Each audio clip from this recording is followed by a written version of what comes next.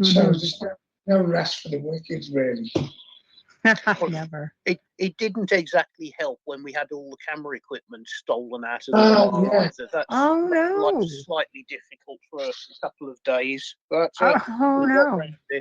just unlucky. 8 o'clock one morning, we were just outside putting stuff in the car, and I don't even know how it happened. It just. I do. I was told by Bertie that, because I was upstairs in the hotel having breakfast, and you went down, didn't you, to meet Bertie? Because he was staying in the hotel. So Hamilton went down to see him. Bertie pulled up. He got out the car and he's talking to Ham. And next thing, a guy walks up to Bertie in.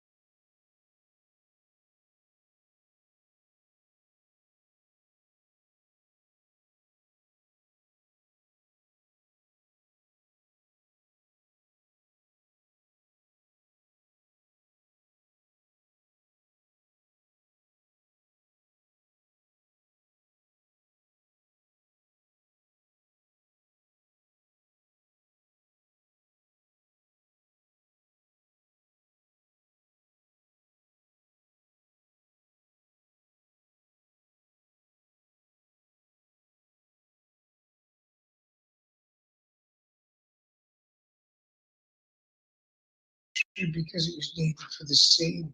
So we got to stay in this nice hotel. And we found out later from the police that a lot of the film crews go to this hotel, and there's been quite a number of thefts there. So it's well organised. They must have proper distribution for the equipment when they steal it. Yeah, they may surface. That can happen in any city. We're not knocking Barcelona, but you've got to have your wits, It's just sort of, it all adds to the frustration, and you tense, you can't relax properly because you just seem to be waiting for the next problem to come from somewhere. It just, I don't, you know what I mean? It just doesn't kind of. No, it just sucks. It was on edge. It wasn't like being on the beach, was it? Absolutely, it was not. No, it certainly was not. See, I'm with Hamilton. I could do without the beach. But it wasn't glamorous. You think, we're going to this hot Spain and we're going to be having, spicy pill prawns and Spanish music. And see, hot springs are okay though. I did that when I was in Santorini. Right after climbing down into the mouth of a live volcano, coming out reeking like sulfur. It's like you're jumping more sulfur. It's great. That's not me at all. Nah, I'm adventurous all the way for sure. I can't lay on a beach. I'm just like, I feel like I'm wasting my life away. Volcanic. Yeah, I don't feel like I'm wasting my life. I feel like I'm replenishing by being on the beach. I can replenish by being energetic. I think the nice thing is to have the choice, isn't it? It's not. Yes, so I go to the beach and I can lie on it for 10 minutes and then I want to start doing stuff. But I like the idea that I can do it, And then to cap it all off for me, Hamilton was staying an extra couple of days, so I got the taxi to the airport. checked in. I had to get all these tests and certificates. So after I go through all the rigmarole of checking in and takes ages, I get into the departure lounge and I can see all these queues of people, and I've got an hour to wait, so I'm well in time. And it's getting now to like I've got 20 minutes to go, and I still haven't heard the call for the gate, and I knew where the gate was. And I'm looking at this big queue, and I thought, why would he move? And I got to about 10 minutes before departure, and I walked to the queue and walked through it, and the queue was the next gate, and my gate was completely empty with 2 people standing on it. And I ran up, and I said, oh, I'm boarding this plane. She said, it's already boarded. We've stopped boarding now, so you can't get on this flight. Wow. So they wouldn't let me on the flight. So I had to walk back all the way back through the airport. I don't know whether you've ever done that, because you've got to go back through immigration the back way. And it took ages, and it took me 2 hours to get me luggage. Then I had to get a taxi back to Barcelona to see Hamilton, rebooking the hotel and rebook my flight. It wasn't good, You're lucky they had an available room. It would have been worse if they didn't. I'd have been talking with Hamilton. Move over, buddy. I missed my flight in Rome. It's the worst feeling. I watched the plane take off from Fiumicino da Vinci, and I just stood there like, are you effing kidding me? Looking at this plane just taking off to Toronto. I'm like, really? And then I had to get a room close to the airport. That in itself is another show. That's all I'm gonna say. Ladies, when you travel alone, don't talk to anybody. That's all I'm gonna say. Whole other show. But anyways, But the it's experiences already of an travel. intimidating. I had great experiences in Germany being by myself. I was in Germany by myself too, because I had to Now fly you to get Germany to groped get too. to You're Toronto. trying to figure out who it was, and everybody's acting like it wasn't them. Just like, who just grabbed my ass? Seriously. I mean, now when you're in the airport, it's like it was bad enough before. I mean, the whole flying experience now is horrible. When you think you've got to carry so much documentation, you've got papers upon papers. Then you've got to take your boots off. You've got to take your watch off and hide it in your coat in case it gets robbed when you put it through I never wear my good jewelry when I travel for that reason. You don't need to. All you need is a bra with a wire to stop you from getting through. That's true. You guys don't have that. So just don't wear one. Women are always, Problem solved. I always get pulled for that or a belt. I'm like, oh my God, seriously? Bikini top. No wire. Yeah, but so that's where you use the bikini to travel through the airport. Now I know. That's brilliant. Seriously, no wires. Seriously. Yeah. Sorry, guys. When I go to the islands, and you're going to have those 3-hour waits before you get your room, I always have my bathing suit underneath ready to go. I'm just like, yeah, no problem. Send me to the bar and give me a chair on the beach. I'm good. That's good. Yeah. Good. Producer saying everything's working. Thumbs up. Yay. Yay. Well, I already changed all the links. That's why I was missing. Oh shit! Now I have to go approve all that. Why do you do that to me? No. I did it on the original. You don't have to prove anything. Good. It goes on the original. No. Okay, good. No thinking. It's good. It was just a big headache because we're so used to being in a certain spot. So if you're listening anywhere on YouTube, you're going to get us right now. But I am only in one chat room, which is the International Public Radio chat room. Right. So, yeah. Oh. Okay. You're not on UFO Paranormal. No, because there was no sound and I had to leave there. So now I'm in International Public Radio. I go back and forth. Like you guys. I'm just saying. Yeah, we don't do this. We don't do this for anybody. A whole lot of people. Yeah. We like all Skype. The channels right now. Skype it is. So, okay. So you had your adventures in Barcelona. So how many episodes to this new season did you guys actually film? I know you had a break in between there, right? Yeah, it's the same as the series as the first one. It's 5 episodes. I mean, the amount of footage we got, you could have probably done 12 out of it, but it's condensed down to 5. Right. Which, yeah, I mean, it was okay. We ended up back up in the Pyrenees, it's just a fabulous area. Slightly different storyline, but you can breathe now. It's finished. There's no more waiting around, waiting for clearances and this, that, and the other. We're done. Which is it's a relief. It's over now, really. Wow. Yeah, it is slightly different than series one, but what it kind of does, it ties all the elements together, because even when you're doing this thing, you look, when you're traveling through history and traveling around the places, researching it, you see so many things crossing paths. So you see where the Templars have been, where the Celts have been, where the Romans have been, and all these characters keep coming into play in the same places. And that's what's fantastic about it. And the second series has kind of pulled a lot of the elements that just makes it more understandable and more interesting to see these places that have been used by different generations of people for very similar reasons sometimes. Like when we were talking last time about the way churches build churches onto sacred sites, or why they build a fort or a castle on a hill. There's logical reasons that existed then that are still logical today to utilize the same environments. Right. And I noticed you guys changed the name of the show, or the powers that be, of course, changed the name of the show. Can you explain? I mean, I know because we've talked before, but maybe for everybody else who's not made privy to the information, what's different about this season per se? Like, we're not talking the Tomar Hoard here. We're branched off, right? Is that? Yeah, that's the point of it, is that we don't change. It's kind of decided in the hands of the gods, really, what they want to do, which is fair enough. It's their enterprise.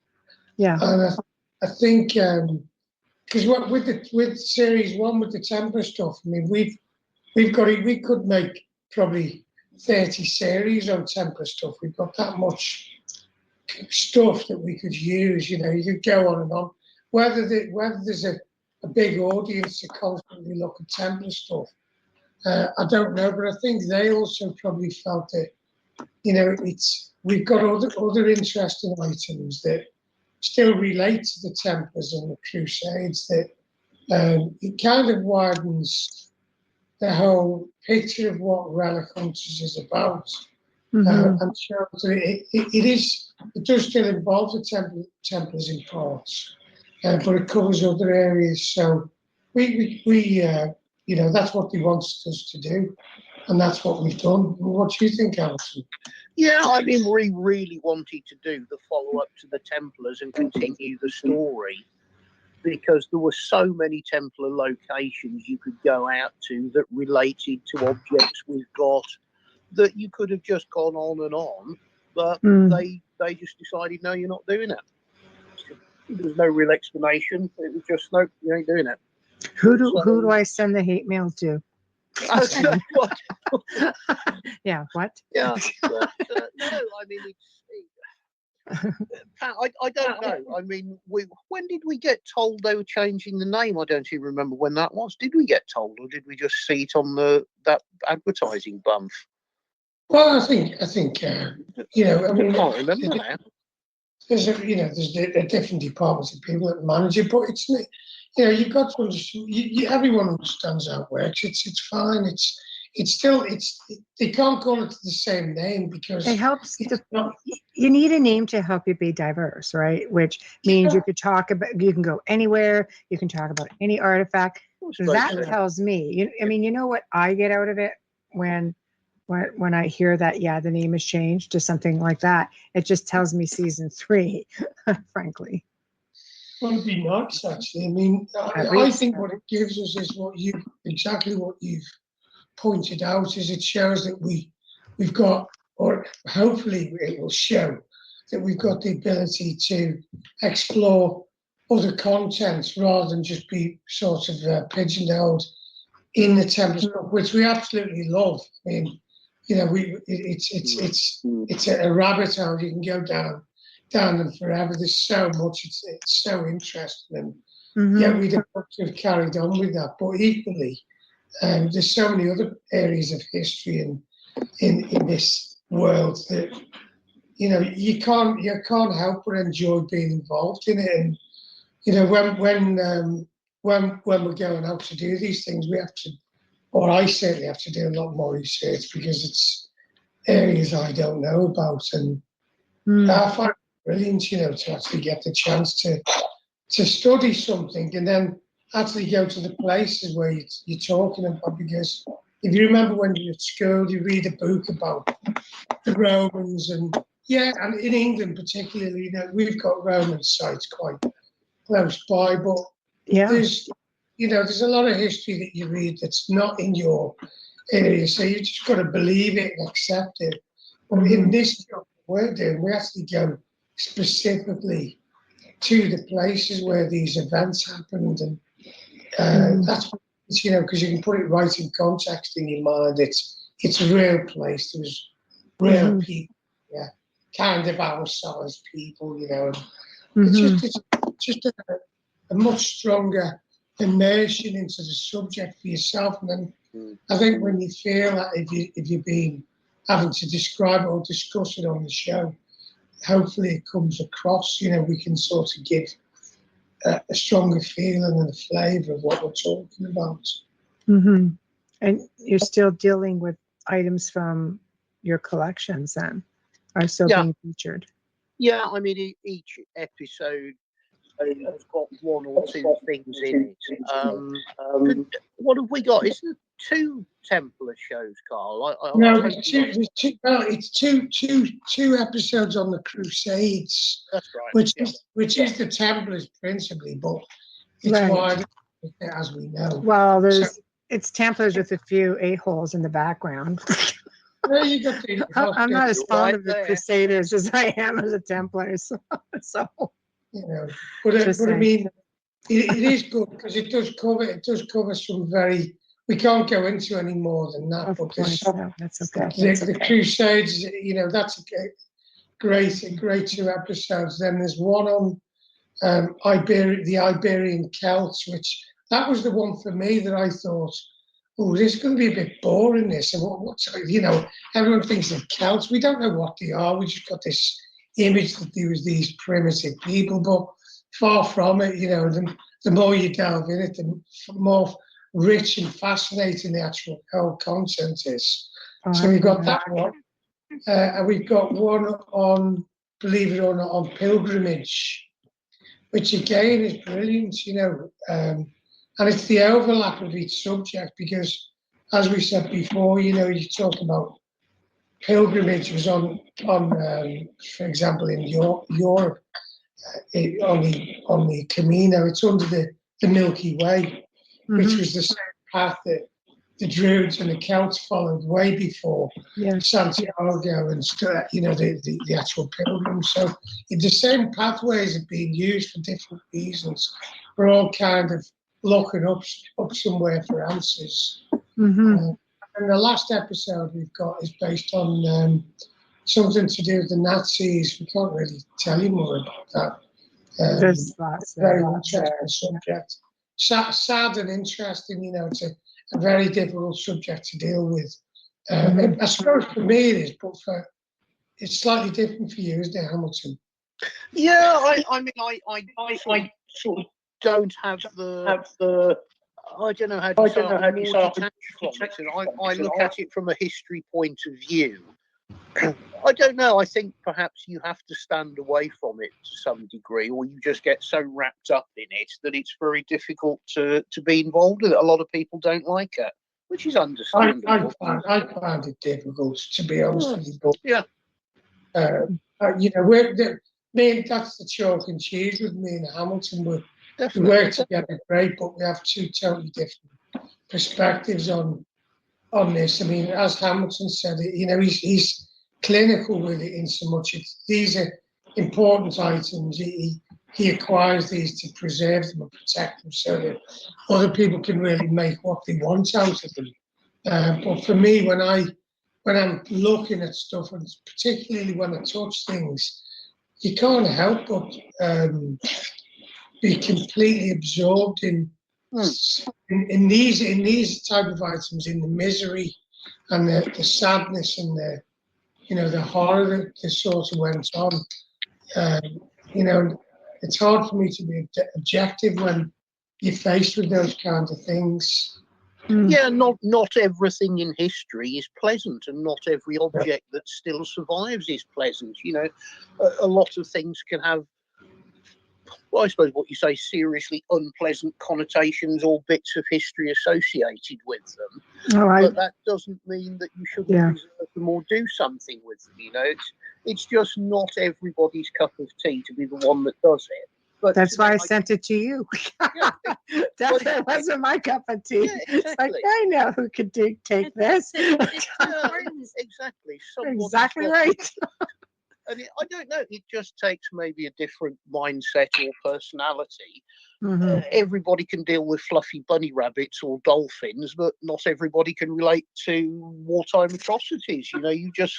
If that's what you do, it's just what you do. It's a natural, somebody's got to do it. It'll be here when I'm gone. So it's been preserved. It's part of the job. It's a funny one, because if you look at any historical antiquity like the kind that we have, if you specifically say the Templars, and we'll go, look at this sword. Well, yeah, but it's a weapon to murder people. It's not treasure. It's treasure to us now. But in the day, it was like, bloody hell, he could kill me with that, and he probably has done. And there was nothing nice and glamorous about it. It was a clinical device to kill people. But we're looking at, look at this Templar helmet, isn't it beautiful? And look at the sword, and it's treasure, but it's warfare material to kill people. It's true. You're not wrong. There was as much sadness. Sorry. I look at it a little bit differently. It's okay. I look at it a little bit differently. I look at it the perspective of the man that wore that. How did he feel wearing that? The honor that he had, the proudness that he had, was that just the like strength, weapons? the courage to move on. Yeah, and I see it as an empath. I see it differently. I think of what did he feel? This is a man who had to let go of everything, a family life, a normal life. He was just, traveling and protecting others. And what kind of person does it take to be that? And that would be the energy that I would pick up off of that, rather than this. Any weapon can be used for murder. You could use my stilettos to kill somebody, but I'm just using one. I see it that way. No, I agree with you as well. If you look at any item, you can create a narrative 360 degrees. You could keep cutting that and keep creating different stories that are opposite each other about what this represents. And I agree with you. In terms of I can easily empathise with that view. That I get what you're saying too, though. It's like, what makes one artifact that is just as deadly, or just as with its intention more enticing? Like, why are people drawn to that? Let's say then, again, like I'm only going to make reference to the stuff that I had that I sent off only because I had it, without getting into it, because I don't want to do that. But, for me, I am a believer in that history must be preserved, but it also should be with the right person. I wasn't the right person for this stuff when I saw it, but I knew I was just a bridge to keep it from being destroyed. I was just a bridge to wherever. Well, I didn't even know when I came across where it was going to go. I just always knew it wasn't going to remain with me. So I think, because you guys know what it is, you could say, unequivocally, we don't think people would be ready for something like this. But yet you could take a weapon, which, could have done just as much, damage, really. And people seem to be so enticed with things like that. Yeah, it's like what I was on about before. It's like, let's say for example, Templar sword, it kills somebody, right? And you know, it's with merit or with justification because they're, you know, our side right if you're on our side, and if you're on the other side, our side was wrong for killing someone. Now, whoever gets killed, they've got a mother and a daughter or a sister or a brother, people who love them. And their ancestors would never look at that sword and go, oh, that's amazing. That, you know, it's only one little angle. I'm not trying to taint the whole. It's craftsmanship too, though. There's so many perspectives on it. Yeah. I agree with you on that sense. And it depends who's the holder, who's holding it, who's keeping it. A lot of people look at swords as strength and courage, you know, because people use them to fight for their rights, which they still hold today. So I think it really depends. And I do see your point, and I do agree with you as well. For me, like I said, as an empath, I'm looking at it in a different way. I try to always spin the positive on everything. So that's important for me with that one. I see a lot of people collectors of swords, and a lot of them it's because it's from their clan, their families who have fought for their land, and that's how they're preserving their history and their culture. You know, I wish I could bring the Tower of Pisa into my front yard, but I can't. Yeah. Some of us just like them. Yeah. I mean, I raised my sons on old, like, antiquities, weapons, you know, and I'm the same. It's made, he said, nobody loves a warrior till the enemy's at the gate. And then we all love the warrior at that point because we need him, you know, and it's very, you know, I don't agree with war or that, but when the enemy's at the gate, you know, societies and cultures and tribes need warriors, you know, and it's all these things. You can, as we said, you can look at the good and you can look at the bad, and there's good and bad in everything. There is, and we'll never see an age like that again. You know, I think as wars have progressed through time, you know, then the next one, you know, who knows? It could be chemical warfare, let's say. You're never going to find antiquities like that. You're never going to find things like that. It's just going to. You think in the future there might be, when we get a cyber attack, there might be someone like me and Hamilton would go, oh, look at this silicon chip. This was the one that took out the satellite. Look, Hamilton, it's a freaking time machine. Yay. We're going back in time. The world. Well, nowadays, the way warfare is, they push a button, but unfortunately, they take themselves out with it. So it sets off another signal. So really, I have a hard time believing, I never want to see it, of course, but I have a hard time believing that anyone would actually push a button knowing that they'd be taking out themselves as well and their own people. So maybe we do need to go back to swords. I think so. But wouldn't it be cool to find the Nazi bell? Or wasn't it swords? Because especially with the Templars, because they were founded by noblemen who were leaders, and they did actually go out and fight, whereas most modern leaders just send other people's children to fight for them. And generally, they don't even send their own children out. But in those days, they took the risk like everybody else. And the monarchy in your country still follows suit to that, though. They still send all of their family members into the military service, female or male, which is admirable. But and Queen Elizabeth, way back the first, actually fought a war, and that's how England became one of the most wealthiest countries. There's a lot to be said for female warriors, just saying. Exactly. Exactly. We could just hurt you with our words. Or my stilettos. We just hurt you with our words. We don't need weapons. That's what Vikings are for. No, there we go.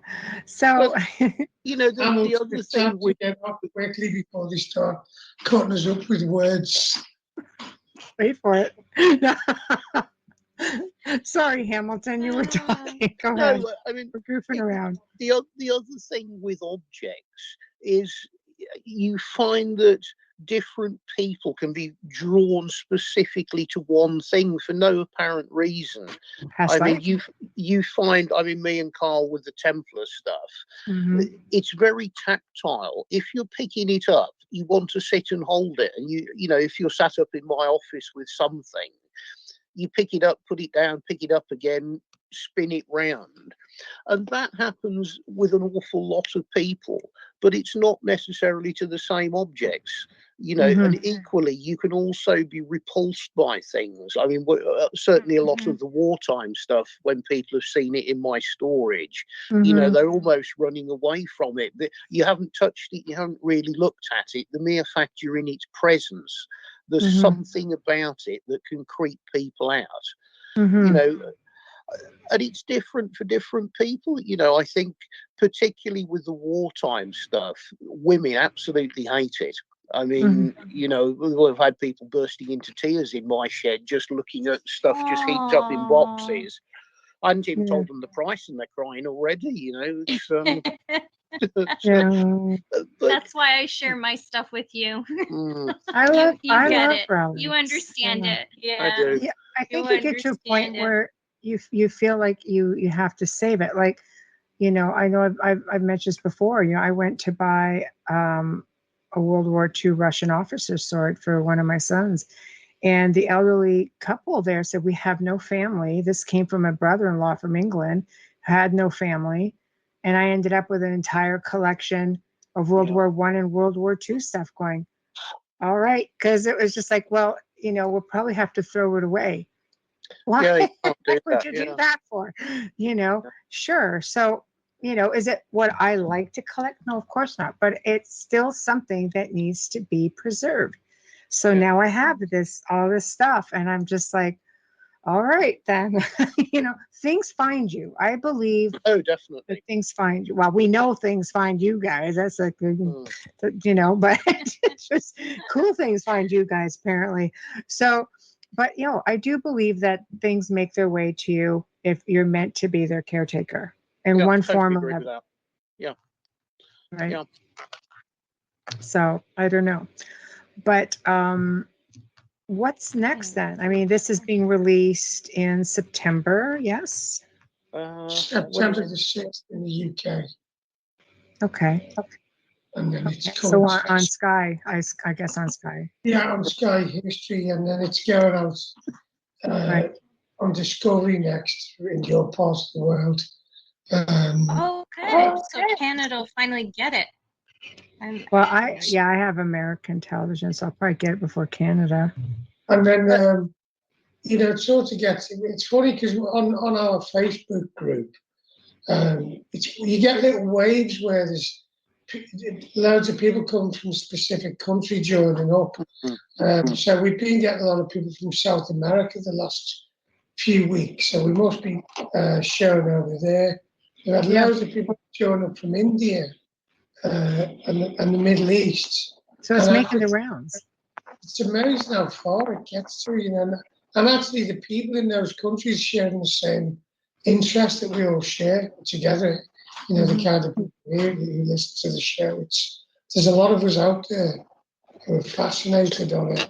And I think it's, you know, just talking before about the sort of World War II artifacts and memorabilia. I think because it's closer to us in time frame, that people can relate more consciously to, you know, the pain and suffering of what happened. Whereas when we go further back than that, it starts to just become almost mythical in people's minds. And if you, especially if you're talking about the Middle Ages, you know, people are thinking of sort of Arthurian Knights of the Round Table, and it's verging on fiction in most people's minds. I think it's a more glorified age. Yeah, it's romantic. Yeah.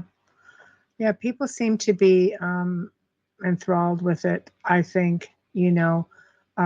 For me, again, family, you know, so it was just a learning process. I watch pretty much everything I can on it. And I have to say, your show was very, very different because it was a different angle. It wasn't just okay, travel through here, it's all there. You showed something or shared something with the world that was very real, that the world had never seen before, that the world never had an understanding of.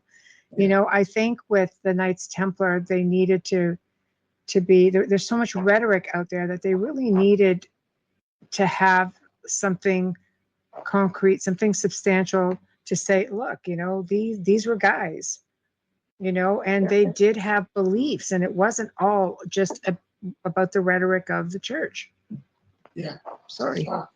It's funny how you've actually sort of seen that side, because it's hard for us to be objective about how it comes across the show, because we're thinking in our mind when the work we've done for years before preceding it, and then actually doing the actual first series, we didn't have an absolute clue of what it was going to come out like, whether it was going to look like idiots or whatever.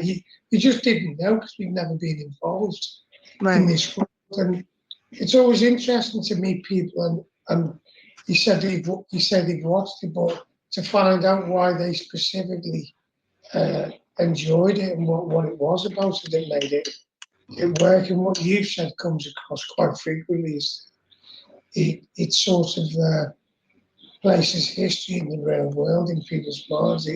You can relate to them as human beings. It does. It does. It gives them, it humanizes them, you know, like any way you look at it. I just love the perspective of you be the judge. This is what it is. We're doing our best to have experts look at it, try to figure it out. I mean, I think you guys did a fantastic job with that, you know, but it does leave people wanting more, people who are really fascinated, you know, with the Templars. And I think, you know, coming into season 2, it sounds like you're just sort of bridging everything. And that sounds like it's going to be, you know, fascinating. I know you can't talk a lot about it, but it is really fascinating. I can't wait to see what you guys are going to show us. It was a great series to film, because some of the locations were absolutely fabulous that we went to. Right. And you know, we done that really, which we done it in lockdown. You know, so most production companies and most broadcasters didn't actually produce any content outside of their own domestic country. Mm. And we were lucky to get out of the UK and film, you know, all over the place. And the result of it, we got some really good footage. It's, you know, quite dynamic and well, I think they've made more use of the drones, haven't they, this time? Because that seemed to be very well received. So I think you've got more sort of big, flashy-looking Hollywood-type drones going over places, or drones following the cars. I don't know. I suspect it's going to look like a big budget epic where we've got. I think that's the word. That's the right word. Budget. Yeah. I think every season you get, the budget gets bigger, and they can expand on it. Seriously, they do. Even though they don't tell you that. Laughing on that. Even though they don't tell you. Yes, they do. Especially when they already know it's going to be syndicated. When you did your first show, you didn't know it was going to be syndicated that easily. It just took off and it got syndicated. Now they already know it's going to be syndicated. That means, you know, sorry powers that be in the production world, more money. Do you want to give them a call about that? Yes, I have lots of things to say to them, actually. Some good, some not so good.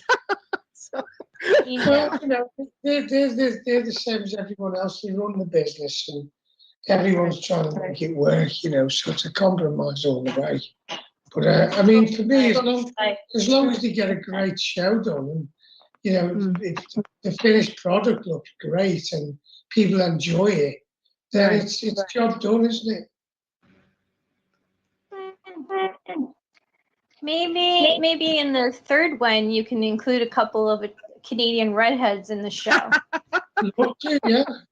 We try. I mean, the whole. Okay, I'm really cheap. You just throw me on the beach. It's Michelle that's going to cost you all the money because of all her excursions. But I've been trying to find out if Hamilton can find any links of the Templars in the Far East, like Japan, because I'd love to go to Japan.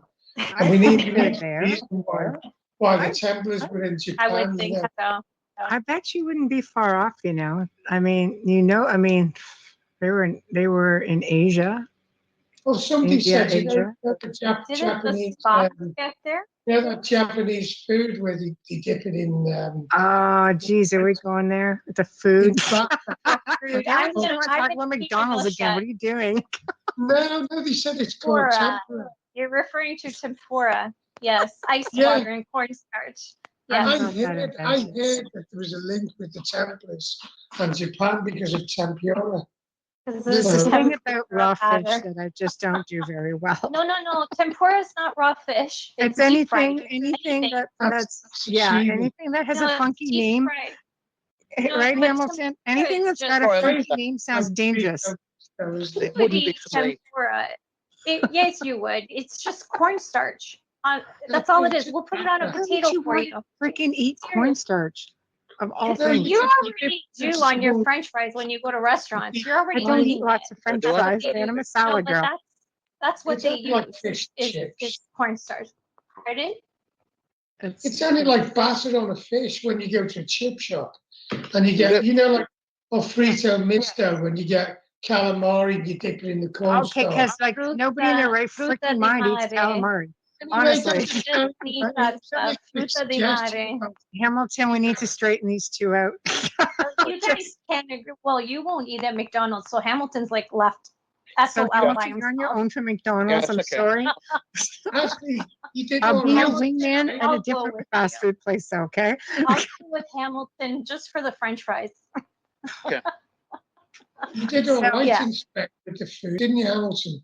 Yeah, I was all right because it was fairly plain. They knew what a potato was, which was good. What else did I have? I can't remember. You had chicken fingers every Oh, that's day. right. Yeah, we They found this knew place what a that did. potato Hamilton was. and I speak the same language. Yeah. We do. Actually, You yeah, need to you're be more right. adventurous with your food. I am. When in Rome, I do as a dang Romans. Okay, I will try something. I will try one thing no. at least once, unless it's calamari or snails. Things that Or crawl rock. around in places do not make their way anywhere near me. So Don't eat anything. No bottom feeders. no, I don't No like octopus. bottom feeders at all, of any sort, actually. Just saying. So, okay, getting Yay. back to the series. Hamilton's like, what? La la la, not this thing. We're going to They McDonald's. did Hamilton, actually. McDonald's is still open here. Give me 5 minutes. I'll bring you back Yeah. a burger. They did actually film us having a meal, didn't they? Where was it? We got filmed having a meal. You filmed me having a meal in. We can't say who, why, where, but there was 2 meal scenes because what they have to do is we do like the serious stuff about the history, and then there's got to be a little bit of a side story about what I'm getting up to when we go somewhere, what Hudson's getting up to.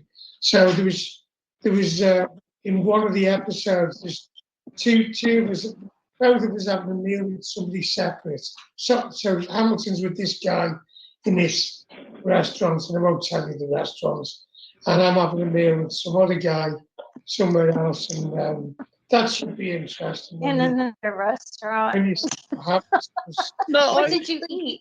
Where was it? Where that was was it. it? No, where both of us?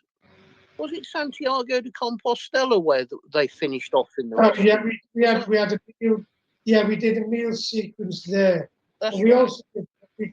Oh yeah, that's right. We did one there. I have a feeling Hamilton wants to tell us. It's okay, Hamilton. You can Oh, say well, it, they Hamilton. tried Just to blurt it tell out. us You're we- amongst friends. A couple they of tried million to of tell them, us but you're we- amongst friends. I mean, there's a lot of beautiful restaurants in the old town. I mean, Yeah. oh dear, the stuff they're trying to give you to eat. Oh, dreadful. Absolutely dreadful. Dreadful. It's great.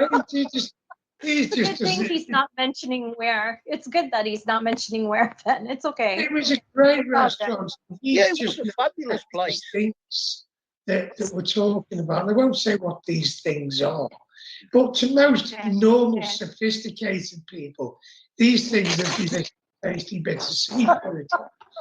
Not for Hamilton. They're like alien. It's like alien cuisine. It was like, Well, it depends what you're used to, right? That's Well, I mean, okay.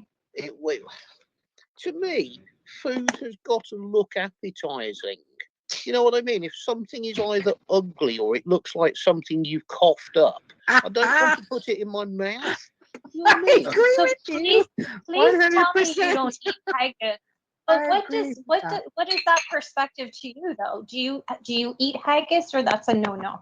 I love Oh, Do you haggis. eat a pudding? Oh, wow. Why would, okay, God. why would any, Oh, okay, I'm it's sorry to such the English haggis lovers, breakfasting. okay, but Yeah. don't Okay, they well, keep look, that tell you inside what the haggis- stomach do of you know a what sheep or haggis something? is? Do you know what it is? I know what haggis is. Italians make a different version of it, and I don't eat that either. Say where is it? I've actually been up to Yeah. Scotland and shot them live. It- We've been up there and shot them, but they're difficult to get because they're kind of about this. Well, there's little ones, you can get smaller ones, but the fully grown ones, probably about £3. I'm gonna throw up. They've It's got in like a my little, mouth. like a pig, a little curly tail in the back. The weird thing about them, on the right hand side, they've got two long legs, and on the left hand side, two short legs, so they can run up hills sideways and down them. You really got to be good to get them. And when you Ooh, You're by yourself. You're Ooh. by yourself on this one, Carl, because I just vomited in my mouth and it's like right here. and Hamilton's okay? trying to get off the screen. No, Yeah. I just had to put my phone I on. feel like Hamilton's Hamilton. trying to Doubling disappear. No, sorry. Oh my I just God, had to I'm put my gonna phone puke. on charge. No, that's Still okay. see- We're just playing. Oh, Well, we have I a question in the want to chat taste room. the haggis. It's beautiful. It's really just a composition of, you know, oats and wheat and chopped innards and goodies. It tastes brilliant if you make a whiskey cream sauce for it with mashed potatoes and carrots. I'll Yeah. take the Coat that whiskey, in- but You forget the could cream coat it in sauce. diamonds, I wouldn't So, take it. Yeah. I wouldn't It even was eat so- it coated in diamonds, and that's speaking volumes for me. even then, I something. mean, Scotland What was size great. the diamonds are. I love Scotland. It's beautiful. Yeah, I mean, it's the first time we'd been up there. And I was really impressed with Scotland. I would certainly go back there. I don't know. There's an enormous amount of history and Templar stuff, and I mean, you could go on and on in Scotland for innumerable series that all, again, Yeah. it all links together. And you did a show with Sean, didn't you, Sean Williamson? A couple times, yeah. Nice. Yeah. I mean, we ran into Sean. I mean, it was fascinating. I mean, his insight and understanding of sort of Oh, yeah. stonework and the time he spent up there. Mhm. Oh, honestly, you could just go and do a history of Scotland and go on and on with that. It'd be fabulous. I mean, driving We around stayed in at a castle, didn't we? Yeah. Fabulous, really good. We stayed in a castle, and because of COVID, they had to supply a chef, so it was great. You know. No, it wasn't. It was rubbish. Hamilton didn't like the breakfast because Didn't like it. there was a thing called a choice of bread with toast, and he'd never seen non-white toast before, and you didn't really cranberry toast, did you? I love green bread. I Different have kind of relic. comments. I have Okay, a go comment ahead. and a Yeah. question because Okay. you have a lot of fans that I am so impressed. They've been messaging me all day for this link. They actually are in England and they stayed up to watch you guys Yeah. live. Angel There we Q Dog is go. in there. Angel Q Dog is in there, and Angel says, "So good to see you boys live on the Outer Realms. Sorry I was late to join, and I reassure, don't worry because we started late." Thank you, ladies, for having Carl and Hamilton on as your guests this evening. Will season 2 be on the History Channel in the USA? If so, do you know the date when it will air? Thank you. Well, it's not going to be on History in the US. It's going to be on Discovery. Ooh, Oh. they changed it. Discovery Well, Plus, I it bet. was on the first series that Yeah, it was first one was Discovery. Discovery. Bought it, yeah. So History in Europe Oh. and Discovery in the Americas. Have they Probably actually Discovery said when it's Plus. going out? I've not heard. Somebody heard did them. say something. I thought I've got in my mind October sometime. Really? My- Okay. Yeah, There but it's you definitely- go, Angel. But it is coming out, and it's what they're doing in England at the moment. They're rerunning series 1 now, right up I think, to the week before the new series, so people can get a sort of introduction to it, you know, and understand it, because there's more and more people looking at it now. Do you have anybody from the first series aside from you guys coming back? Like your expert, will he be coming back? His name eludes me, so I apologize. You had a couple of people commenting, and he was, of course, the one, your expert on relics. Yeah. Right. Well, there's always experts in the show. I mean, the problem, I suppose, is Hamilton's the biggest expert in terms of his own stuff. You know, no one knows the stuff more than him. But it is interesting to get another perspective on it. Right. I mean, of people, there's John T, I think, is in the Celtic episode. And the other guy, Roger, who was in the first series, I think he's in, is he in 2 or 3 of them? Is he in the, I think he is in a couple too. He's in at least 2 of them. He might even be in a 3rd one. You see, we don't actually know what's being edited. We don't get told what the actual thing is. I mean, I think we filmed with Roger because he was in Israel as well, wasn't he, with us? So, I mean, we've got some ladies in the show as well, which is I was going to ask you about new faces. Yeah, we've got two very three. I think there's three very interesting ladies. One with very similar colour hair to you ladies. So it must be the. Have you got like a? It's popular. Do you do like an outer realm hair product now? Michelle has her own color. Me and Hamilton was thinking of buying some and coming on the show next time. My blend is made up for me, so. Red dye.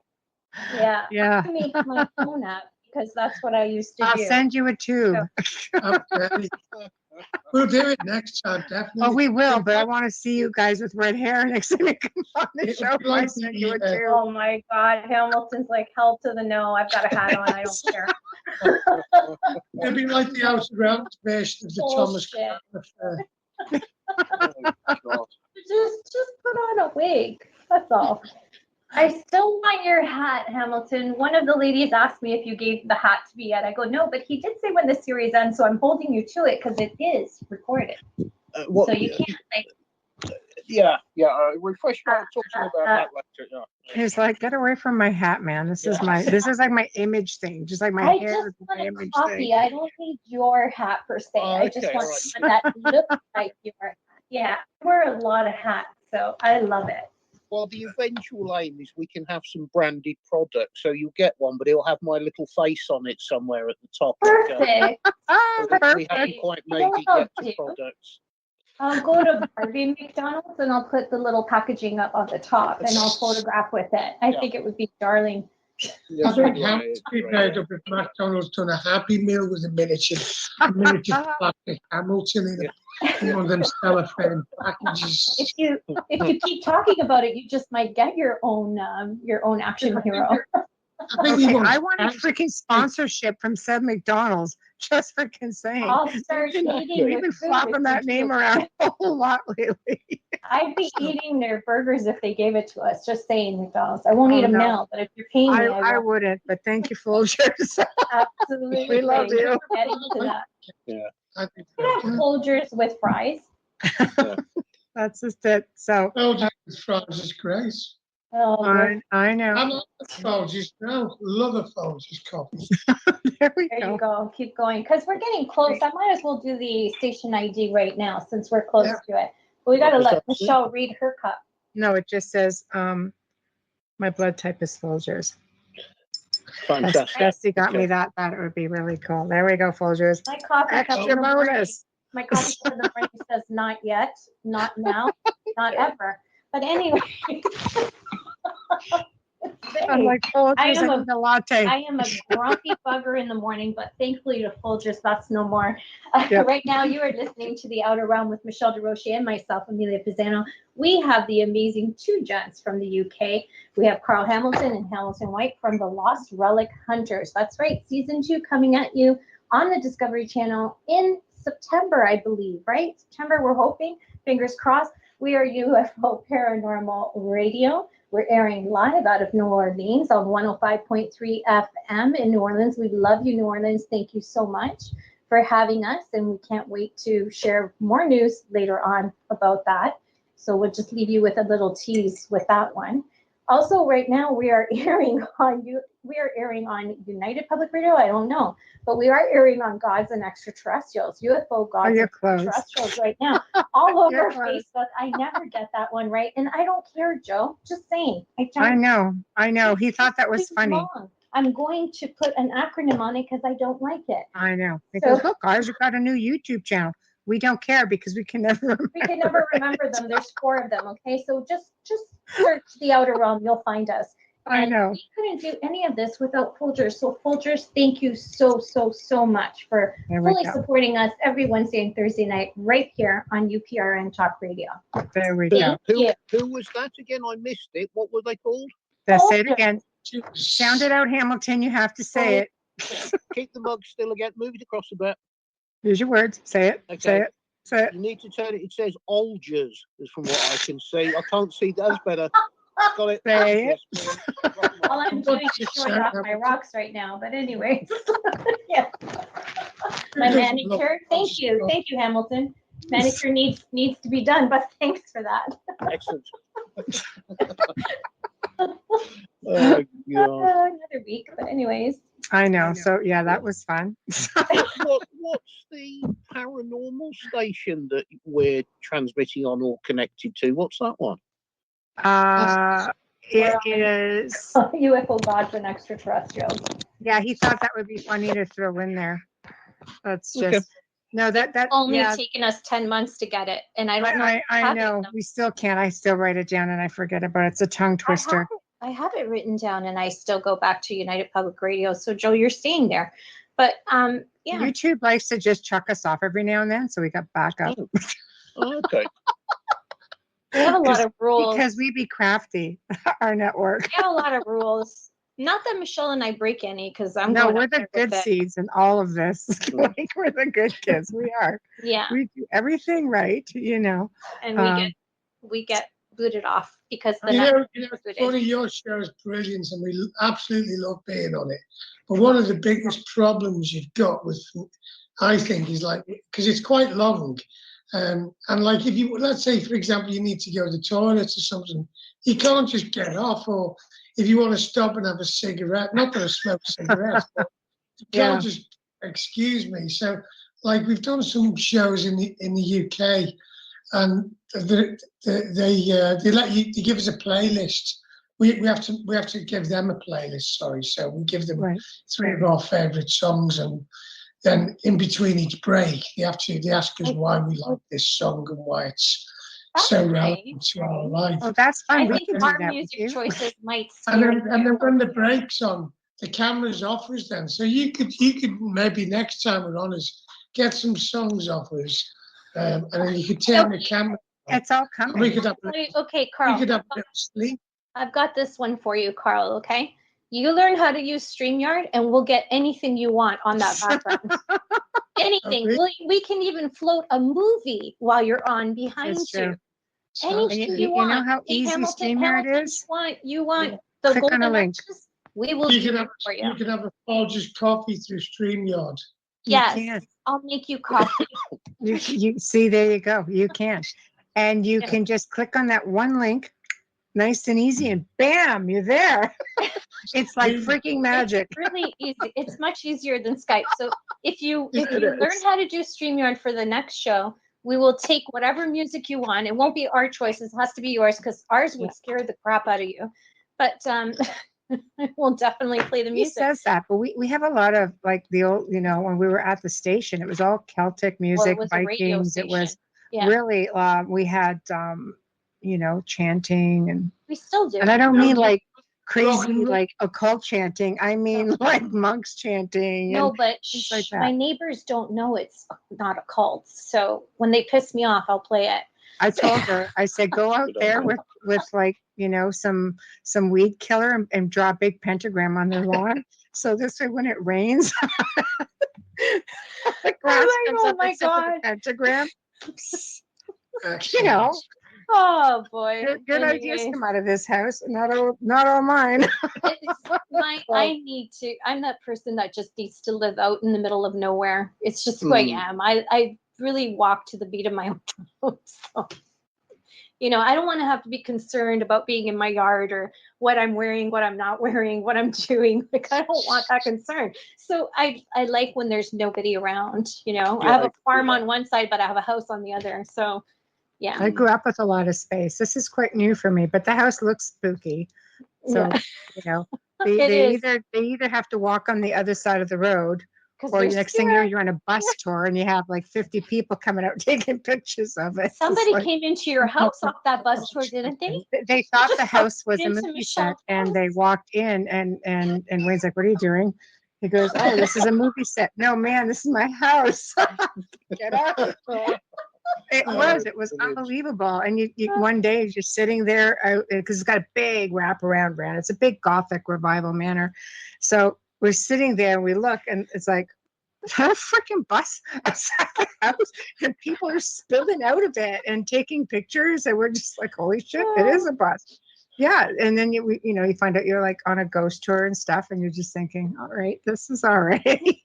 You know, maybe you need to get like some tannoys outside and play the Addams Family. Yes. But her house already resembles the Addams Family. I'll put it on speaker. But that alone, just the look of her house should keep you on the sidewalk. Like seriously. I'd like to see a photo of it. Some people walk on the other side of it. Some people do the sign of the cross. Some people. You have no idea. You know, I'll give you something to give the sign of the cross. I wear a rosary when I go inside. Just saying. Oh, that sounds fantastic. That's not true. I usually come with a handful of wine. That's not true. I don't wear a rosary. It's fun. Every now and then you'll see a door just go. You're just like, oh. It's a very peaceful place now. It's a very peaceful. It is beautiful. Things happen. Sometimes you're just going to kind of go. Now, it's just something if Hamilton comes over, he might want to take some of your pieces back with him, though, as a collector's item. So, I'm always willing to do a trade. No problem with that. What are we trading? I like drinking Folgers out of a chalice too. You know, sword, helmet. See, I don't need the hat. I could take a helmet. She drank wine out of that chalice too. Put your face up on a Templar helmet. Send it to me. Michelle's not discriminating. She'll drink wine out of that chalice. I'm easy to get along with. Yeah, we'll try relic. We do wonder one day, will it actually feel that, oh God, time's right to actually have a drink out of the chalice, because we haven't drunk out of any of them, have we? Come on, how could you not? I'd be pouring Verve or Cristal into that thing right now. I don't know what you're waiting for. Yeah, you could drink Cristal out of the white chalices, but you wouldn't put red wine in them because it would stain them. I don't see that's you could put red. So the chalice should come here because I don't drink red wine, and you'd never have to worry about me putting red. You should send the chalice here. Send it over. Well, we use the black ones to drink the red wine, the obsidian chalices. There you go. You can have that one. And we did actually do a bit of a ceremony with that. Well, we didn't. One of Hamilton's friends. That's so beautiful. That is my screensaver. Oh, cool. Okay. I love it. That's can you see it? There, Hamilton. She's working right. Hold on. There. She already has it. See? Got it. Right. See? What do you want from me? It's great. It's an epic piece. It's the most. Well, there's a smaller one, isn't there, as well, Hamilton? No. Oh, the third one you're talking about. On the black one, the obsidian. I'd be afraid to drink out of that, though. Yeah. So do you have any pieces that you would deem like otherworldly, out of this world, esoteric? Anything fun? Well, God. Aside from that active chalice? Demonic attachment. Active how? Does it just kind of go along the table on its own, or what does it do exactly to? Well, I mean, that's the angle that we haven't really covered at all or even mentioned, is the sort of weird side and the, I don't know whether you call it the esoteric or the supernatural or the coincidences of the whole Or just haunted? subject. Because I don't know. It's you are trying to keep a very clear line between what's factually provable and what is, well, this has happened or this goes on. But yeah, I mean, certainly out of not only the Templar stuff, you do get objects, as I'm sure you know in your place, that have got something pokey about them. It's hard to describe it until you've experienced it. But yeah, I mean, you felt it with a black chalice, didn't you? The very first time you had it, it's like you can't not feel it. And we did have a little bit of a sort of ceremony. One of your friends came round, didn't he? Oh, a few years back, yeah. It was quite mind blowing, but I don't really want to discuss it because it sounds a little bit too fantasmagorical. But it was incredible. It really was, and. I'm sure you've had experiences like that, and there's many people listening to this show that I do. I have items like that. People send me items like that because they don't want them in their house. So I'm like, yeah. But I mean, I think a lot of people, whether you're tuned into the other world or not, you can go somewhere and you can instantly like it or dislike it for no apparent reason. You can go to a castle or a graveyard or a church, or you can walk through a door and just suddenly think, oh, this is so calm and peaceful. Or the exact opposite. You can go in a castle dungeon and immediately you just pick up on something that's like, oh, bad atmosphere, don't like it. Not me. So not me. I'm like, can I lay on the rack? You just said that right, and yet you can at the same time be very clinical with an historic item, totally, and completely ignore any of that. Whereas for me, I can't separate that. You know, if I see something and I feel it straight away, I can't then look at it as a tangible, just as a physical item. There's something more going on with the item. It's metaphysical. And I think it depends on the item. It's going to hold residual energy from the person who owned it or the person who made it. Or, I mean, you think about this. Let's just use the chalice as an example. According to the show, it probably would have taken 7 years to make because it's the obsidian is so difficult. Possibly. The energy just from the craftsman alone every day, just working on this and pouring everything he's got. It's a beautiful work of art. It doesn't matter. I mean, put aside what it was meant for. Now, when you're using it ceremoniously, besides that, now there's a whole other type of energy that goes into it. Right. So you have a blend of many different things, many people who have handled it. I think it's fascinating. It's like it's all as well. It's the ceremonies that we use, and I think that it sort of allows it to be imbibed with sort of very powerful energy, because of what it's been, how it's being used. We don't know. We really don't know. The ceremonies, but they're used in very special places as well. So it's not just an item that's special; it's the environment that they're specifically used in, and usually environments which are not, which the public were not allowed in. It was only initiates that have seen these ceremonies with these items, and that's the fascinating thing about it. I think it's spectacular.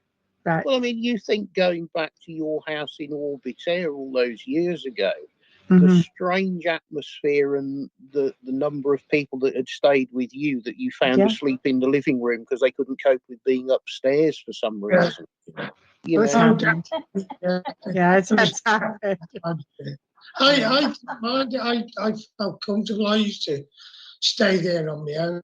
It was a big place, It was like I think there was 11 bedrooms. It was it was built for the Templars in the 11th century or 10th century, and 11th century it was, and there's been loads of events that had happened there. Even the Gestapo occupied it in World War II, and there was tunnels blown up by the Gestapo because they were worried about the resistance using the tunnel to set traps against the Germans.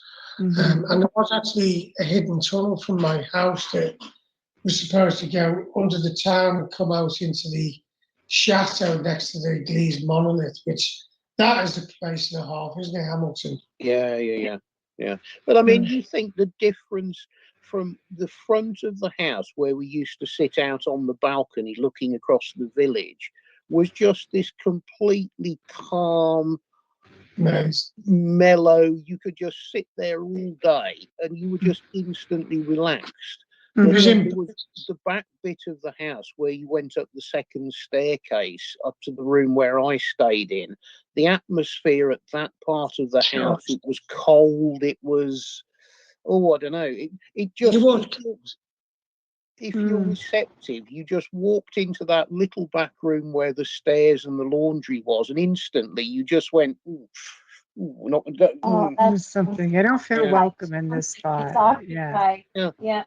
Yeah. And I think a lot of people, once you start to become a bit receptive, it's the same with objects. You can pick up 100 ancient objects, and all of a sudden one of them will be so pokey and lively. And it doesn't have to be anything tremendously valuable or even significant.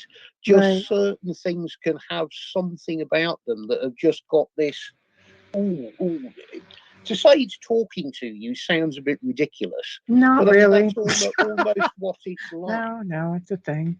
No, if you're receptive to it, yes. But the average person who isn't or hasn't experienced it probably thinks you're a loony. But I mean, there's a lot more people than you actually think out there that we've come across, haven't we? That can handle objects. I think it's beat out of you, these kind of feelings at school. They don't want you to be in touch with these feelings because they keep going on with, you're a human, you've only got 5 senses. It's the most ridiculous understatement. Five physical senses. There's so many more. I can walk into a room and tell there's going to be trouble in 10 minutes. I can feel it in my bones and everything. You're like, just give me a drink. Trouble is about 5, 4, 3. I'm kidding. No, but there's senses, isn't there? There's so many different kinds of senses, and we're told we're just these binary humans that we're just supposed to be here to produce and consume, and not to take any notice of the finer beauty within ourselves, as beings or celestial beings. Yes, we are. Beings of energy on a very human journey. I think, and that's what people need to realize. But I think when you're looking at, these ceremonial objects, you get that feeling of this is a secret, the secret organization as to, what they did behind closed doors. So you almost get that sense of maybe you're not supposed to be seeing it. Maybe you're not supposed to be holding it. I bought out an Oddfellows Lodge. That's a secret society here. And that just doesn't happen. You don't just get carte blanche to come in because they were closing it to say, take whatever you want. Here, it's all going. And I'm sitting there going, and then I get the all or nothing. I will take it all. So it's just, but there is that feeling. There are some pieces that you're looking at, you're going, you're not, not supposed to see this stuff. And, I got a glimpse into a very amazing world,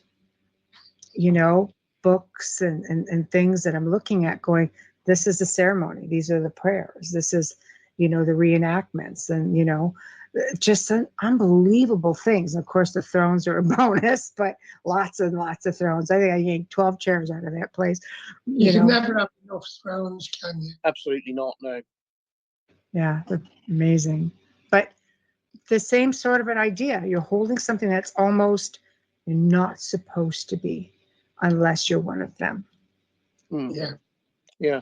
And also, I mean, I think a lot of very ancient sites, I mean, pre-Christian sites are very, very pokey.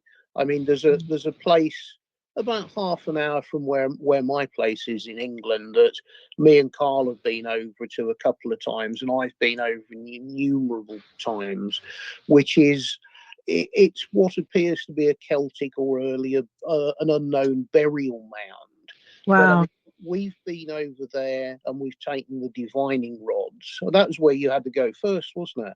And I mean, exactly that, wasn't it? Because we went to the pub first, as we normally do, to meet Hamilton's mate. So we thought we'll have a few beers. So we went to the pub, and then we come out. We walked to this start of this footpath towards this burial mound. And Hamilton said, "Have you ever used dowsing rods before?" I said, "No." So he said, "Right, we'll hold him." He said, "Walk forward." And the next thing, he crossed over. No, they're fun. He said, do you know how they work? I said, "Well, not really." He goes, "Well, it's just electrical energy." He said, "It's either water below you or electrical energy above you." He said, "Look up." And I looked up, and there was power lines right over me. No, So they're fun. And that's, once you understand the simplicity of how they work, then they start working in places where you can't see power lines and you can't see the water underneath, but they definitely work. Yeah. Well, I mean, I hadn't told Carl, because me and my pal, we'd been up there quite a lot, but you could trace, there's a series of ley lines that goes across the fields, and there's points where they cross over.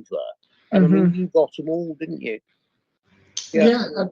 It just, you can't explain why, but it just does, and it's fascinating. I mean, it's the whole little area around it. I mean, I've been up with quite a number of people, and everybody's come out of it scratching their heads as to what on earth's going on here. A lot of energy there. Yeah, and I mean, I've been up fairly late at night when there's a full moon, and I mean, to stand on the burial mound, it's very hard to explain, but there is something going on there that science can't actually explain at the moment. Yeah. But you can either accept it and stand there and just see what's going on, or you could run away screaming because it's like, whoa, can't deal with this. This is too freaky. But that's natural instinct, right? Yeah. That's but do you feel afraid when you go there, or you're just like, no, I just know there's something going on, right? Scared. Right. I don't feel scared when we're there. No, the only time, and it's happened a couple of times, and I was warned before I went up there, is that sometimes when it starts to go dusk, not when it's very late at night, but on the crossover where it's just starting to go dark, you'll suddenly feel it's time to leave. And if you get that feeling, like you leave within 30 seconds, don't hang around, just get out of there. And that's happened twice. And it was, although you know the site, when it happens, it's like, okay, I get it now. Yeah, I'm out of here. Right. Don't have to tell me twice. I'm gone. Yeah. Right. It's just, you just know Right. it doesn't want you there anymore, or there's something that's totally different. And it's gone from a really nice atmosphere to something that's like, don't need this. I'll come back another time. Very, very hard to put into words, but like you just feel it. It's your intuition, of course. Yeah. Exactly. I think, like you've all said, I think when you go back in time, perhaps primitive man, those senses of self-preservation were much more highly developed, or everybody tuned into them because it was necessary to survive. But today it's been kind of either bred out of you or forced out of you, because it's like not considered acceptable to be able to know or do these things, and you're the weirdo. But actually it isn't. It's the most natural thing on earth. It is, and I think it's more widely accepted now. I think with, the help of television, obviously media, internet, people are, I think, evolving into who they're supposed to be. This Yeah. is who we are, people. You know, you've been suppressed your whole lives. This is what it's like to awaken. Yeah, I mean, we had it, Carl. Do you remember when the first time we went to Montségur and we went to the hotel where Otto Rahn stayed? Yeah, Madame Cookie. Yeah, yeah.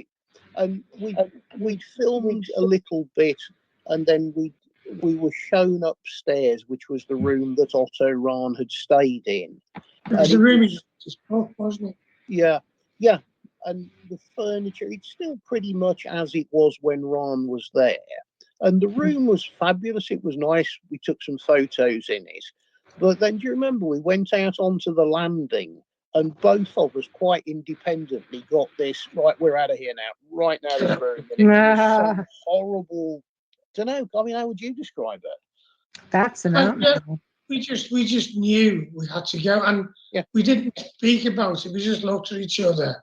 Yeah. And we went, and when we did a post-mortem in the pub again after it, and then we discovered that we both felt exactly the same, and that's why we had to get out. But the lady whose house it was, she was a little girl when Otto Rahn stayed there. And she was a fabulous woman.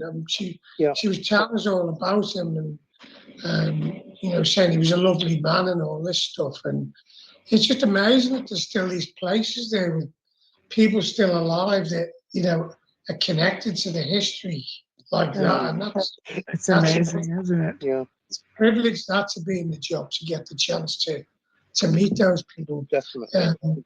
Yeah, it was really good. And Montségur, the walk up to the castle's fantastic. It looks quite formidable when you're in the car park at the bottom. And you think, what, we've actually got to walk up that. We're not getting like a Sherpa to pick us up on our back, on his back, or a helicopter. You know, you think, I'm not walking up there, but we did walk it, and it takes about, I think, an hour 40 to get to the top. You need a Sherpa. But when we got to the top, it was freezing cold, wasn't it? You know, but it was just, that's a place loaded with energy. Yeah. Oh, I can imagine. Tapped into there like a few times, actually. That's electric place. I mean, the Languedoc area itself is very much like, it's an energy like no other. I mean, a lot of people have had some, I don't know if you call them weird or just odd experiences, either going up Montségur or actually within the castle walls itself. Lots and lots of them, haven't they? All seen either apparitions or picking up weird energies. I mean, the old lady at the hotel, she started to talk about it, didn't she? How referring to sort of the energy of the mountain or you know, it was very matter of fact. It was, well, yes, of course. Yeah, the actual town's funny as well, which is right at the bottom of the castle, the Montségur town, and there's a famous little chapel there with a black Madonna in it. And the chapel actually built half on the inside and half on the outside on the meteor that's in the ground, and it's got iron oxide, and it's got these. It's kind of what stones are made out of, and the whole town has got a very strange feeling about it, hasn't it? Definitely, yeah. I mean,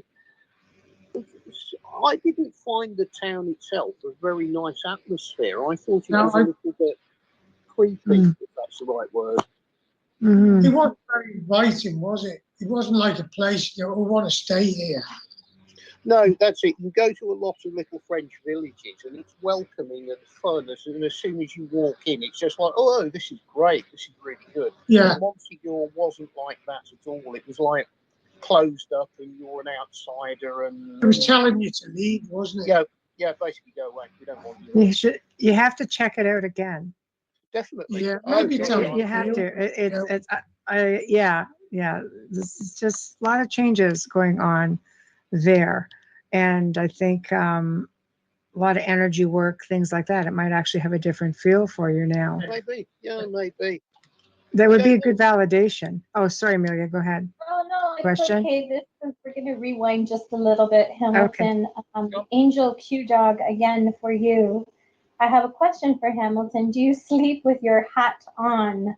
Do you have a collection of hats? Indiana Jones type hats look good on you.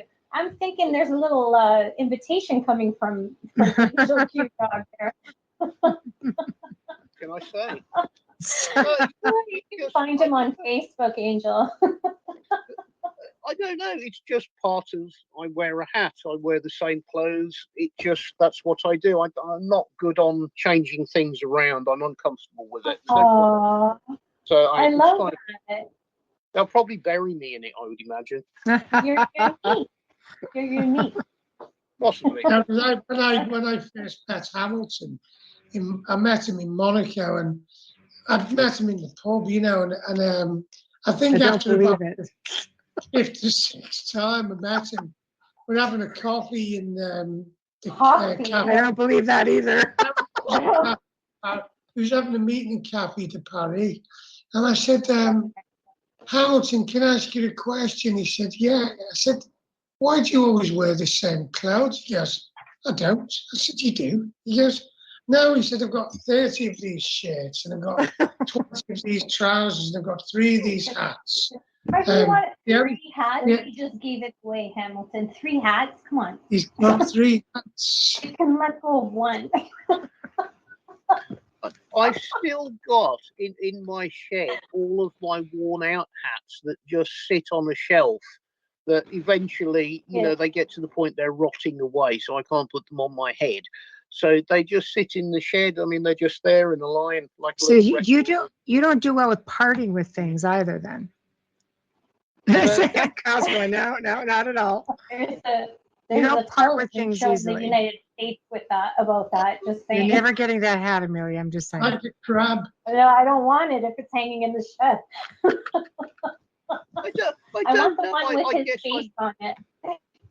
We all find our own little comfort zones or whatever it is. And I don't know, I've just arrived in mine and I'm quite happy with it. I don't really see the point in changing the system around. It appears to work. Leave it alone. It does work for you. Yeah, if it ain't fixed, why, or if it ain't broken, why fix it? Is that the old saying? Exactly. Yes. You don't have to worry about things, whether you're going to funerals or weddings or wherever you're going, to the beach or skiing. Yeah. These are the clothes I wear. That's it. Nice and simple. Don't have to think about it. Problem solved. I have to tell you something, just knowing you and your personality, I couldn't see you dressed any other way. I think it's just... No, it wouldn't work. So you. No, I think it's just perfect. It's perfect. It's who you are. Thank you. Excellent. Yeah. That's right.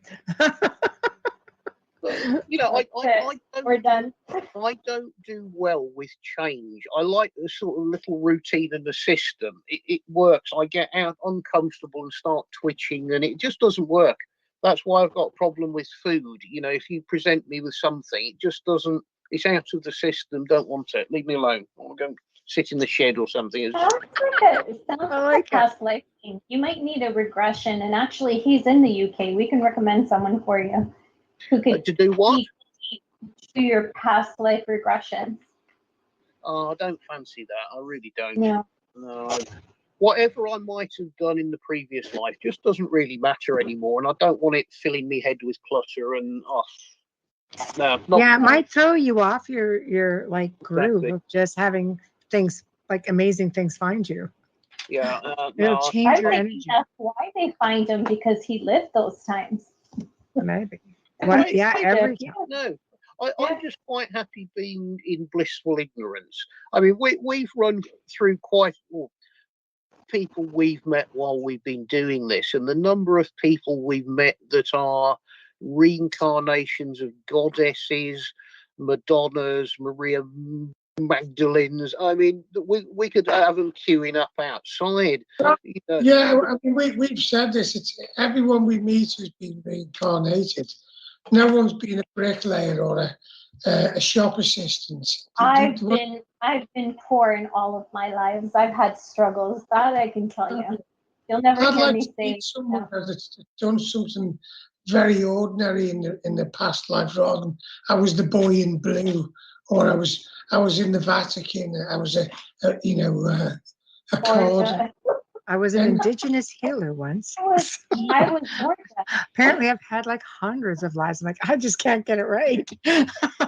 So I don't think I could keep up. I mean, could you be reincarnated from a slug or an animal or an insect? The Buddhists believe you. Yeah, the Buddhists believe that you could be. You have to climb through the chain of intelligence to get to the human level, and then I guess it depends how naughty you've been in the human life.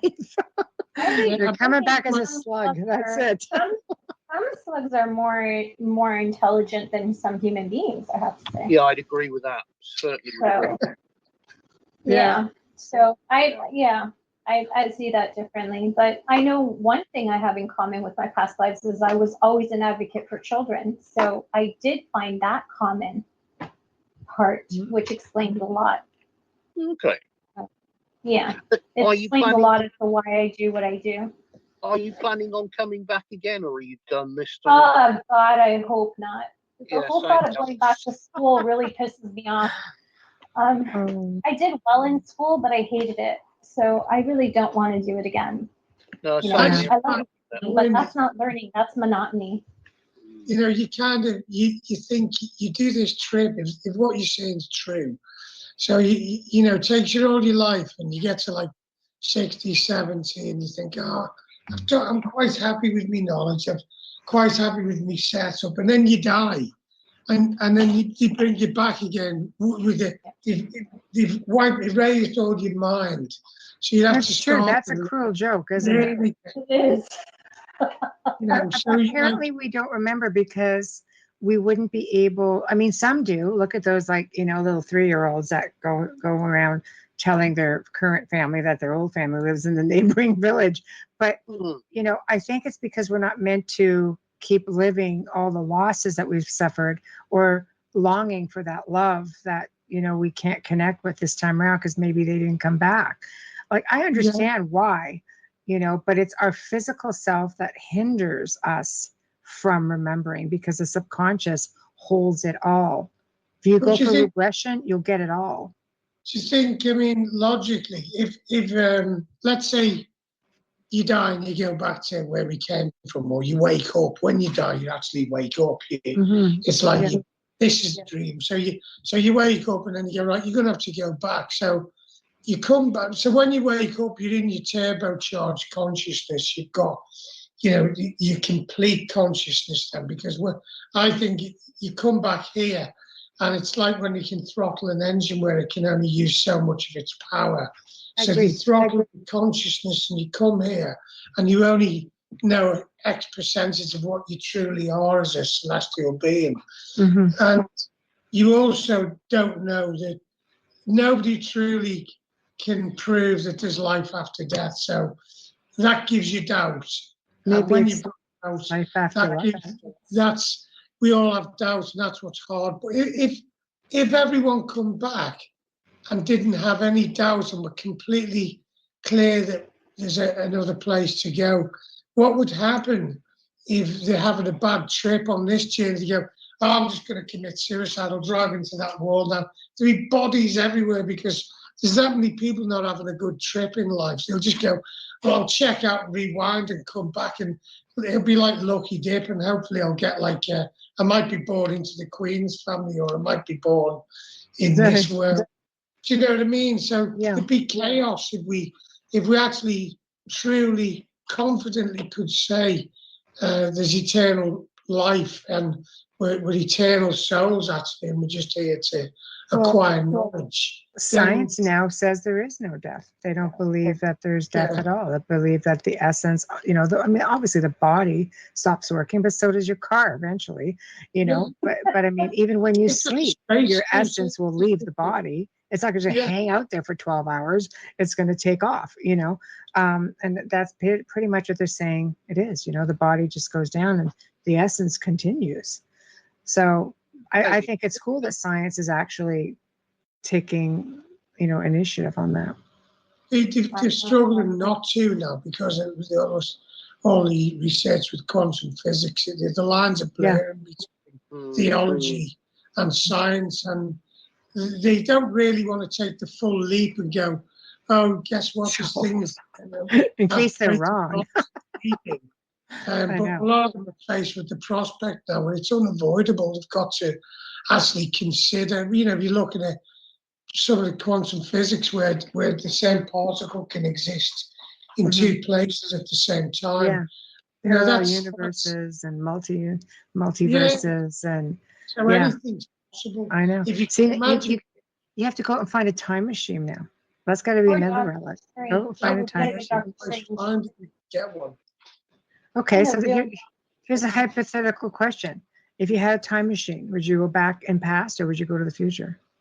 Just for fun. I'd go to the future, I think. Really? Oh, difficult. No, I think I'd have to go backwards. Really? Yeah.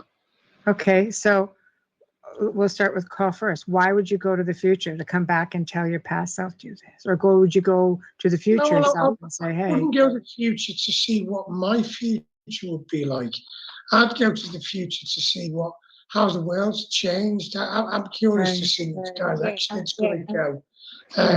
I'd be fascinated to see how we survive all the challenges that were like what we've challenged today with COVID and all these despotic rules that are put in place on people. I'd like to see, did the people stand strong and not allow despots to drive them to lose all the sovereignty. Right. I'd like to see the technology and whether the technology is being used for good or whether it's being used against people. That's what I'm interested in the future, because I think about that now anyway, and I think so just be like an edge. Yeah. Yeah, I mean, his next car. That'd be nice. It'd be nice to see how transport evolves, but I don't like the look of it. Done that. Did you see Apple? It looks like it's all going to be autonomous, doesn't it? And the government's going to decide what speed you go and what lane you're in, and if you're going too fast, your cars won't even be allowed to go past a certain. No, you won't be able to use fossil fuels. Hamilton, you would go to the past. Where would you go, and why? I don't want to go forward because I don't like technology. People keep inventing things that I don't understand and don't know how to use. Right. Yeah. I think you're almost at the point of you've run out of things that need inventing now. I mean, I don't know. I can't think of anything I haven't already got that anybody could invent that's worth having. Right. And, you look at pieces of electronic equipment and even cars now. The seat moves when you get in it to fit you. It remembers your name when you can talk to make the radio come on. Yeah, I like that when there's two people driving the same car. We like that. My daughter and I love that feature. Just push two. That's all I do. To me, it's just unnecessarily complicated, and I don't want anything else like that around me. And I think I would just fit in better living in a mud hut or a cave or something. I would understand better what was going on around me. I find it more interesting. With simplicity, quiet. I could see Hamilton just sitting back and chilling with the Dalai Lama years back, though, not recent. Okay. I could see you doing that. Yeah. I could give him a few lectures, certainly, on what he was doing wrong. Yeah, definitely. Right. There we go. I don't know. I mean, the times when we were like up at Carl's place, you could believe you were back in the Middle Ages because you were sat on the same balcony. The views are exactly the same. You're living in rooms that haven't changed for 800 years. Right. Other than the props of the clothes you're wearing and the fact there's a TV downstairs, you can actually almost go back 500 years. But it's just very relaxing. And isn't it wonderful? The stresses of everyday life that you have, they're just not there. And I think if you could just disappear, no phones, no internets to be on all the time, I just think it would be a lot less stressful. It's grounding. Anywhere I travel in the world, I have to stay, in the absolute oldest building I can find.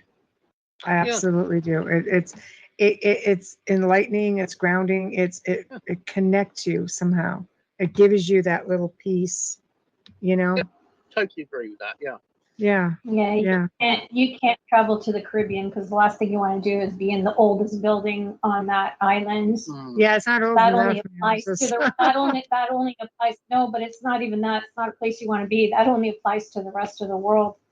Yeah, if you hit the Caribbean, you want to be in the newest hotel. I wouldn't mind being on the beach in the Caribbean and having a nice rum punch or something like that. That would work. Yeah, that was. Appleton and I become really good friends when I'm in the Caribbean.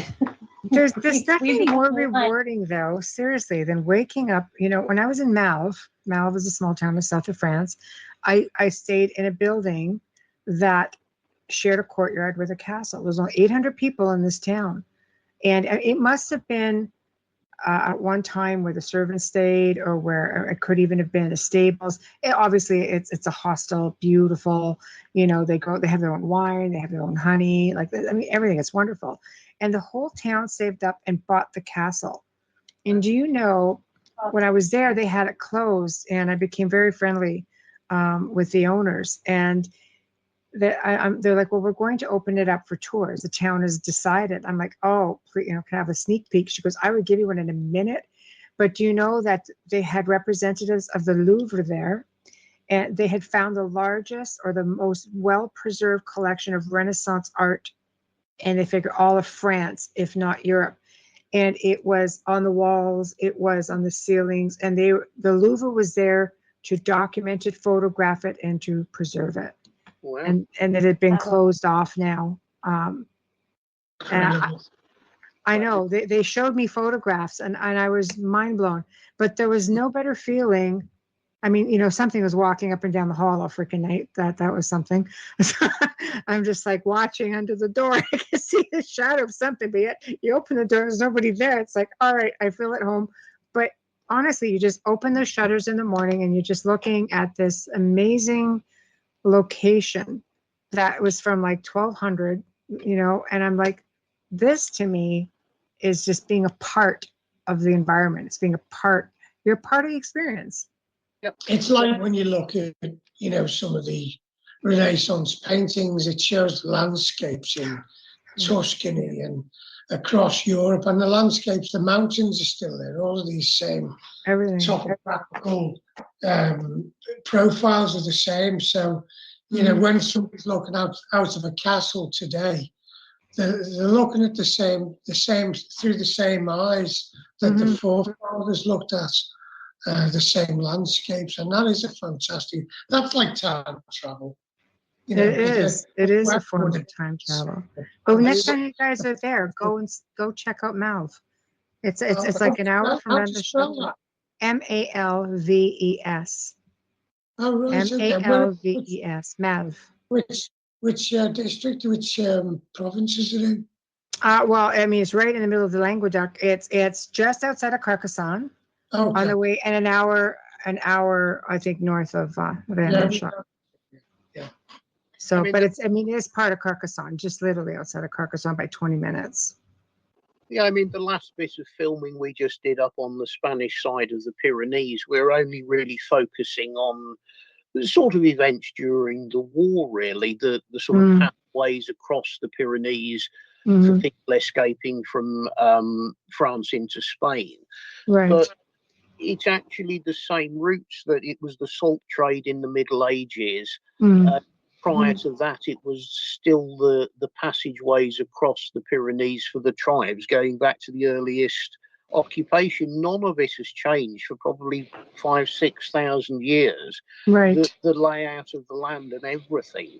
Once you get off road and up into the hills, there is no difference whatsoever for the last people who were there today, or the first cave dwellers who were there thousands of years ago. I mean, it's just fantastic. That's wonderful. Yeah. I wish we could just keep doing this, but I mean, we've gone over, but it's 11:11. Whew, good time to end the show. It's fantastic. And I was explaining to Carl what angel numbers are in repetitive numbers. That's right. So yours should be reading 411. So you still have 11. Right. Yes, for us, And 11's a good number. Yeah, But I like I'm thrilled that you guys came and joined us, and I'm looking forward to seeing your new show, obviously, as a friend, as a fan, of course. And I'm looking forward to, we'll have to talk about that and see what we're going to do with you guys. But of course, we're looking forward to having you back on. And we schedule to reappear. I've lost track of what we're doing and dates and times and you everything. guys are going to have to figure that out. I don't even know. I just call it shenanigans. I don't really know what we're doing until we actually all get on screen. So, but I know it's late, so thank you guys so much for joining us, and looking forward to doing it again. How does everybody find you? Promote. What do you have coming up, and how can people find you, communicate with you? Well, we're on Facebook. We're on Facebook individually, and we're on with our Lost Relics of the Knights Templar group. I'm on Instagram, carlcookson.33 or carl.cookson.33, and Hamilton's. Is it Hamilton White? Yours on Instagram, I think I'm Hamilton White Original, I think is what I am.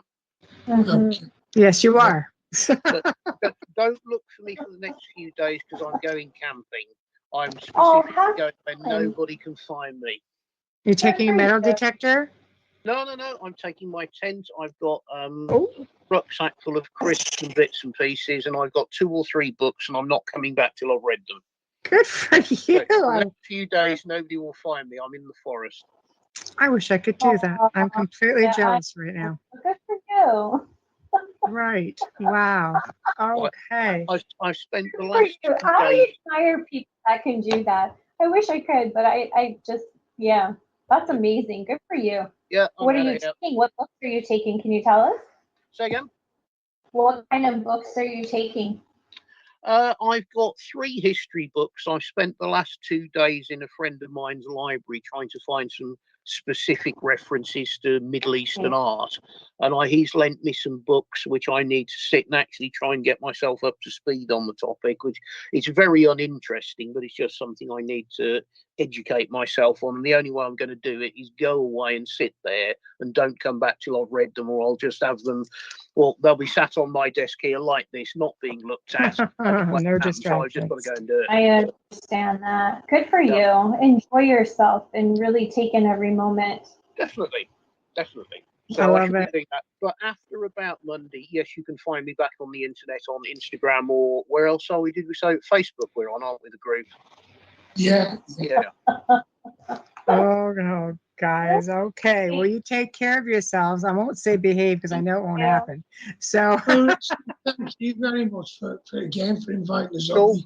We enjoy it as much as you tell us you enjoy it with us, but it's brilliant, and thanks to all your audience for taking the time to have an interest in what you're doing and what we're doing. Thank you. We appreciate it all. Yeah. Yeah. I love having you guys. Looking forward to the next time. Definitely. No, it's easy. Take care, guys. Good night. Bye. Happy slumber.